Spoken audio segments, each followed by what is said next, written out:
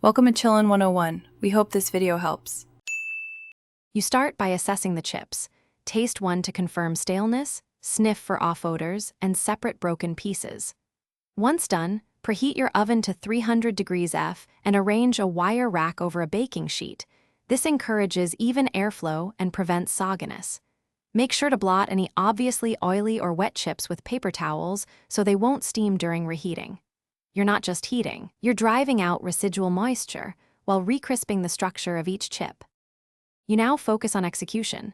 Place chips in a single layer on the rack to expose all surfaces to hot air. Bake at 300 degrees F for about 5 to 10 minutes. Start checking at 5 minutes and then every 2 minutes. Chips with more moisture need longer. Once halfway through, pause and gently shake or flip them so both sides crisp evenly. By controlling time and airflow rather than blasting heat, you restore crunch without burning or drying them into cardboard.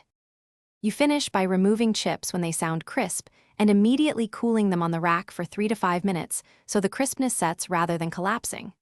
Once cool, store in an airtight container with a small desiccant or paper towel to absorb residual moisture. This preserves the result. If some chips remain limp, don't panic.